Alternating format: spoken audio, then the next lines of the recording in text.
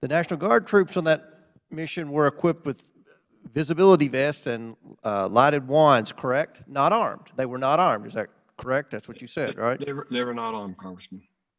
Because that's what the mayor of Washington requested. Is that right? Yes, sir. So is it accurate to say that the expected role of the D.C. National Guard prior to the events of January 6th actually unfolding was simply to assist D.C. law enforcement with traffic control and crowd management while being unarmed? That was their mission, Congressman. Well, I will just go back a couple of questions, and Mr. Quigley, in his last seconds of time, took a shot at you for being on traffic patrol. But what we've just learned today is that was at the direction of the mayor of D.C. She asked you to do traffic control, essentially, and be unarmed at that, correct? Correct, Congressman. So what you were actually deployed in doing on January 6th, when the calls came in requesting they be redeployed to the Capitol, that was a whole change in plans, and that wasn't what the mayor of Washington, D.C. had asked of the National Guard. So when you got the call to be redeployed, I would imagine that there were a lot of things that had to take place. I would imagine that the National Guard troops would have to leave their positions, which I would assume were scattered all over Washington, D.C., and go back to a central place to get armed and come up with a plan. Would that be correct? Correct, Congressman, and they were also called in from their civilian workplace as well. So there were civilian workers that weren't even, they were at work, like what the National Guard does. They work private jobs. So the Democrats on this committee, many of whom have criticized you for not being there on time, when actually you were doing what you were asked to do by the mayor of Washington, D.C. Is that correct? Correct, Congressman. Wow. So on January 3rd and 4th, the U.S. Capitol Police confirmed with the Pentagon that there was no requirement for Department of Defense support. Is that true? Yes, it is, Congressman. Woo! This has been a productive hearing.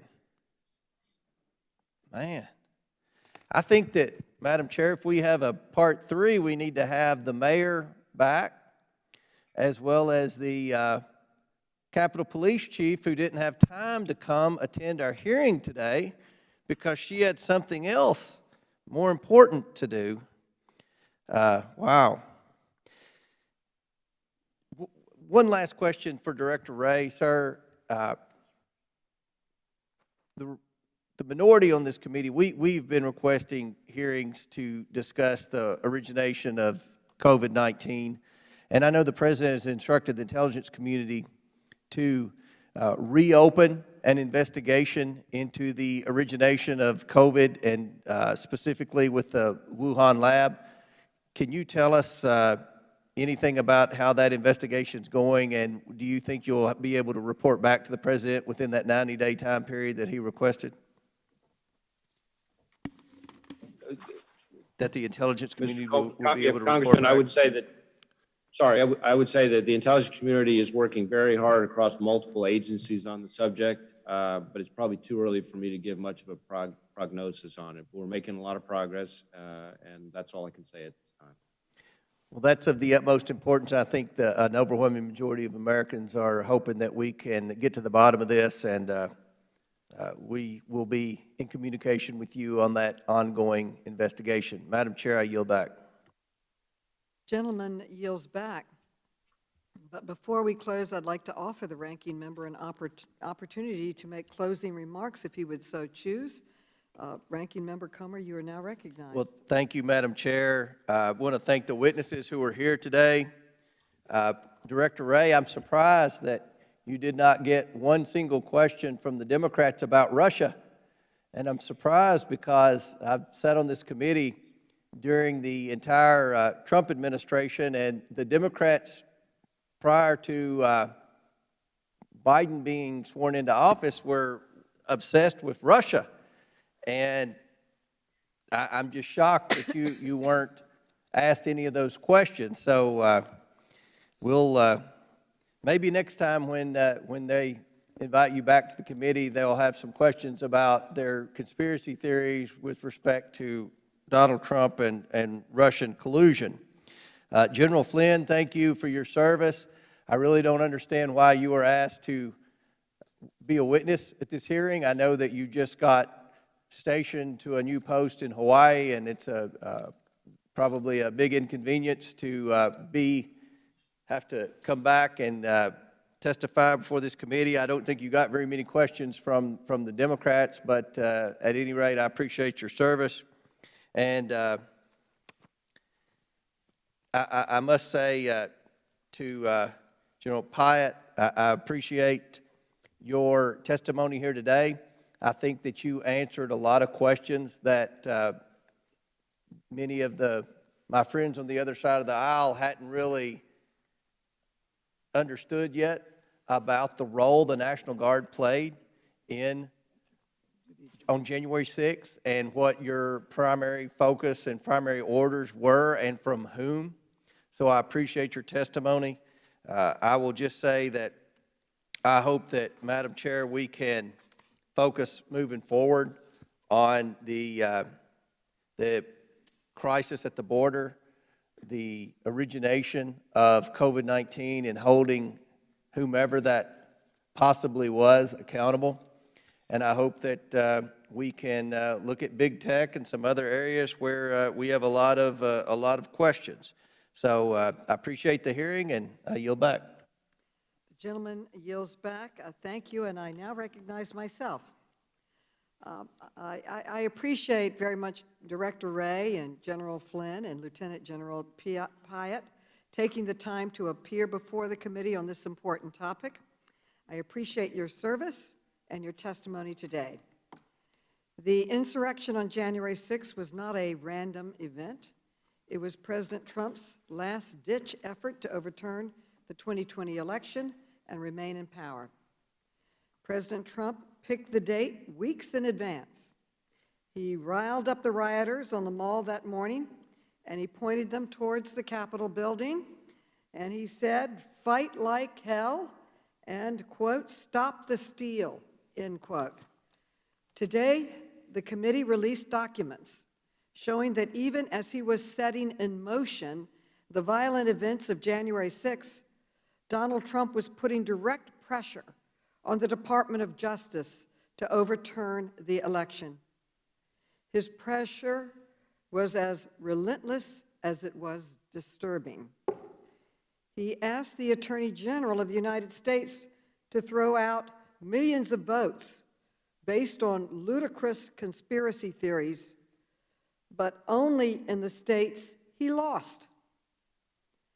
Unfortunately, my colleagues on the other side of the aisle were silent today about these revelations, except to suggest that DOJ wasn't sufficiently loyal to President Trump during his pressure campaign. When Donald Trump failed to corrupt our nation's law enforcement, he resorted to organizing mob violence at the Capitol. This attack was planned in public, but today's hearing made clear that our nation's law enforcement, military, and intelligence agencies failed to do their jobs to protect our nation's capital. FBI Director Wray admitted today that he was unaware of the more than 50 tips from social media site Parler prior to the January 6th warning of violence, including one user posting that stated, quote, "Don't be surprised if we take the Capitol building," end quote. This was a massive intelligence failure by the FBI, plain and simple. The committee will continue to investigate this failure, and we expect Director Wray to honor the commitment he made today to expedite his agency's response to our requests, providing all the documents, and his commitment to conduct his own assessment of the FBI's failure and how we prevent this from happening in the future. We also learned today about serious failings at the Department of Defense.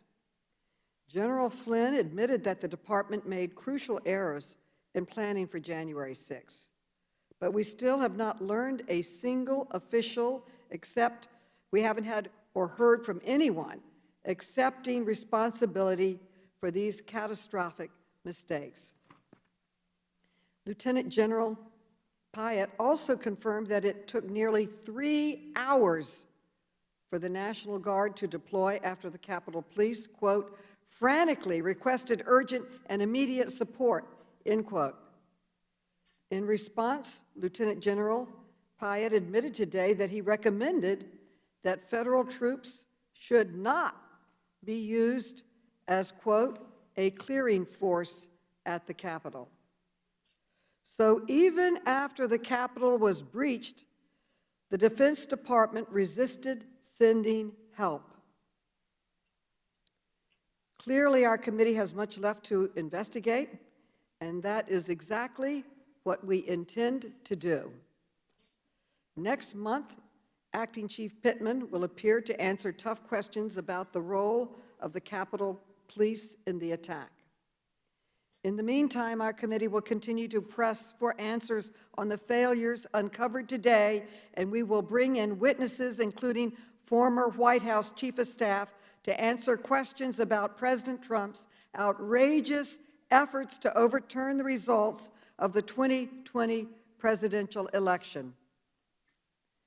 In closing, I want to thank our panelists for their remarks, and I want to commend my colleagues for participating in this important conversation.